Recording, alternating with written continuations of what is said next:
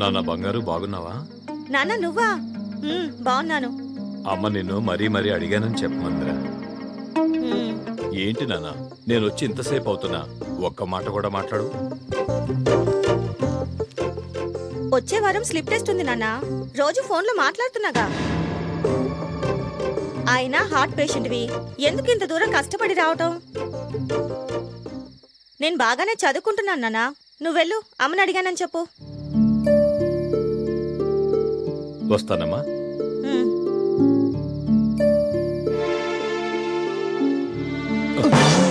Sorry బాబు, చూసుకోలేదు. పర్లేదండి.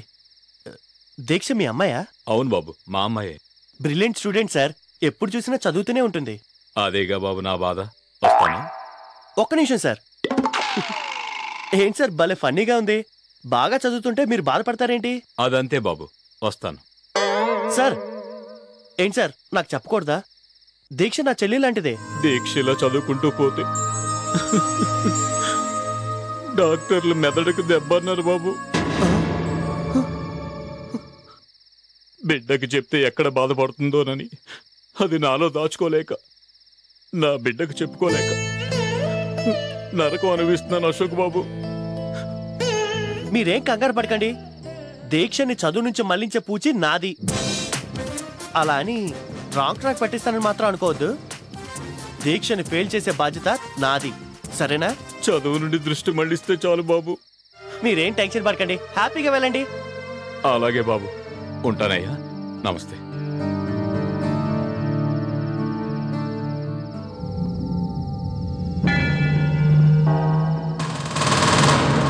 అయినా వీడేంటే గుడ్లగూబ్లా అలా నిలబడి చూస్తున్నాడు?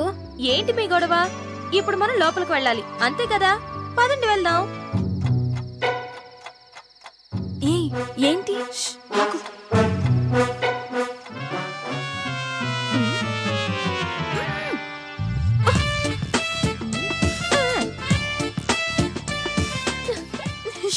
ఈ విషయం ఎవరికి చెప్పొద్దు. వీణొక ఆట ఆడుకుందాం.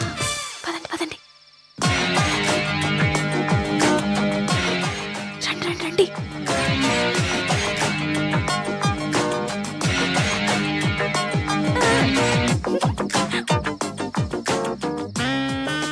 నాకు విద్యానికేతన్ ఇక్కడ కాదని చెప్పి ఊరువాడ పాదయాత్ర చేయించావు కదమ్మా. విద్యానికేతన్ ఎక్కడన్నా అడిగిన నేరానికి పిచ్చోడు మళ్ళీ 3 రోజులు తిప్పించావు. ఇప్పటికైనా గుర్తు రాలేదా? ఓ అన్నయ్య గారు మీరా? చేసిందంతా చేసి ఇప్పుడు బ్రదర్ సెంటిమెంట్ ఒకటి. నో, లొంగకూడదు. అవును నేనే. చెప్పు, అబద్ధం ఎందుకు చెప్పావు? అబద్ధాలు చెప్పడం మా ఇంట వంట లేదు. వాళ్ళకు లేకపోవచ్చు, నీకుండొచ్చుగా. పొరపాటు పడుతున్నారు. మీరే ఆ రోజు పొరపాటుగా అడిగారు. విద్యానికేతన్ అన్నారు కానీ శ్రీ విద్యానికేతన్ అని అడిగారా? అలా అడిగినట్టయితే ఇదేనని ఆ రోజు చెప్పేదాన్ని.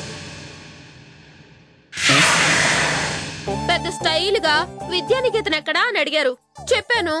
ఇప్పుడు చెప్పండి, తప్పెవరిది? అవును నా తప్పే.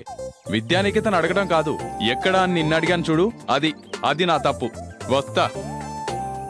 అసలే చేపల మార్కెట్ లో ఉంది క్లాసు. నీకు ఇప్పుడు ఏం చదివినా ఏం ఎక్కుద్ది చెప్పు. అబ్బా ప్లీజ్ నాగరత్నం, నాకు పుస్తకం ముందుంటే ఏది కనబడదు తెలుసా? అబ్బా వదిలే నాగరత్నం. ఇలా అందరినీ వదిలేస్తూ పోతే నాకు టీసీ ఇచ్చేదెవరు? అసలే ఏం తోచట్లేదు. ఏం తోచకపోతే అలా క్లాస్ బయటకు వెళ్ళి తిరిగిరా.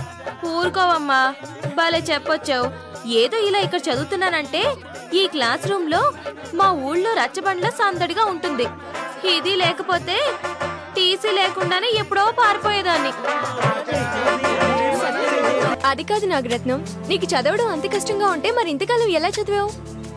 అదంతా ఒక పెద్ద కథలే శ్రీలత. చెప్పాలంటే కొండవీటి చాంతాడంతుంటుంది.